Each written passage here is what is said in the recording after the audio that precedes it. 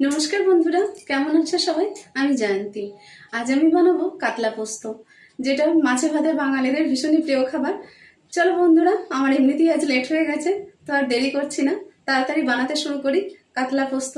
আর দেখো আমি কিভাবে বানাই, আর তোমরা কিভাবে বানাও সেটা অবশ্যই আমাকে কমেন্ট সেকশনে জানিও। তো বন্ধুরা, এই কাতলা পোস্ত বানানোর জন্য মাছটা আমার কালকেকার কেনা ছিল, তো আমি ওটাকে ভালো করে ধুয়ে নুন হলুদ মাখিয়ে ফ্রিজে রাখা ছিল। আমি 2 ঘন্টা আগে বের করে রেখেছিলাম। এরপর আমি একটা কড়াইয়ে তেল দিয়ে মাছগুলি প্রথমে ভালো করে ভেজে নেব। বন্ধুরা, তেল সবসময় চেষ্টা করা উচিত যাতে কম তেল আমরা ব্যবহার করতে পারি, কারণ প্রচুর ক্ষতি করে দেয় তেল আমাদের। তবে কিছু কিছু রান্নায় তো ব্যবহার করতেই হয়, কিছু করার থাকে না। তো মাছটা ভাজতে দিয়েছি, এদিকে আমি মশলাটা রেডি করে নেব। এখানে আমি 4 টেবিল চামচ পোস্ত নিলাম, আর সঙ্গে হাফ টেবিল চামচ বা 1 চা চামচ সর্ষে নিয়েছি এবং 2টো কাঁচা লঙ্কা নিয়েছি। আর সর্ষের সাথে সবসময় নুন দিয়ে মেখে বেটে নিলে বা পিষে নিলে তেতো ভাব থাকে না সর্ষের, সেই জন্য আমি এখানে গ্রেভিতে যেটুকু নুন আমার দরকার পড়বে সেইটুকু নুন আমি এর সাথে মিশিয়ে দিয়েছি এবং এটা জলে ভিজিয়ে দিয়েছি। কিছুক্ষণের জন্য এটা আমি রেখে দিলাম। বন্ধুরা, এদিকে এক এক করে মাছগুলো আমি সব ভেজে নিয়েছি এবং ওই তেলের মধ্যেই আমার যেটুকু তেল আছে ওতেই হয়ে যাবে। ওই তেলের মধ্যেই আমি কাঁচা লঙ্কা আর 2টো মাঝারি সাইজের পেঁয়াজ আমি কেটে রেখেছিলাম, তো ওইটা ভেজে নেব। বন্ধুরা, অনেকে রুই পোস্ত বা কাতলা পোস্ত বানাতে পেঁয়াজ ব্যবহার করে না, কিন্তু আমার বাড়ির লোকজন পছন্দ করে পেঁয়াজের গ্রেভিটা, তো ওইভাবেও আমি বানাই কখনো কখনো। তো গ্রেভি পছন্দ করে বলে আমি পেঁয়াজ দিয়েই সাধারণত বানাই।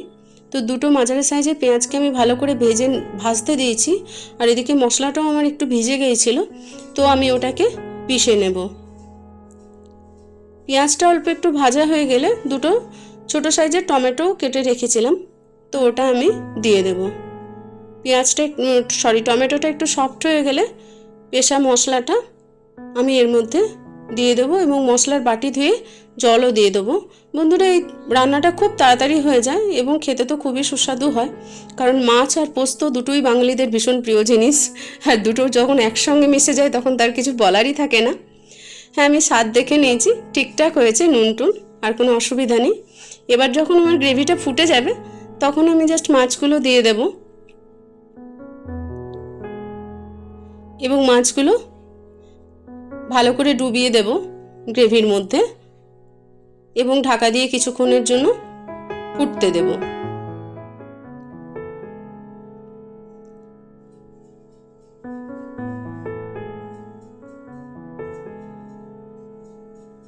ব্যাস, রান্না আমাদের হয়ে গেছে বন্ধুরা, ভীষণ তাড়াতাড়ি হয়ে যায়।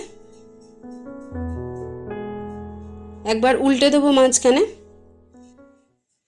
কিছুক্ষণের জন্য আরেকটু ফুটতে দিয়েছিলাম, কারণ গ্রেভিটা আমার আরেকটু ঠিক করার ছিল।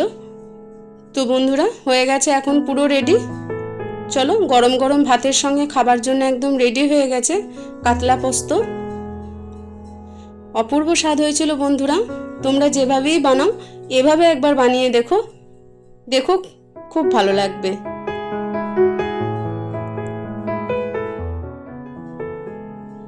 থ্যাংক ইউ বন্ধুরা, ভিডিওটা শেষ পর্যন্ত দেখার জন্য। যদি ভালো লেগে থাকে অবশ্যই একটা লাইক শেয়ার কমেন্ট করে দিও। আবার পরের ভিডিওতে দেখা হবে।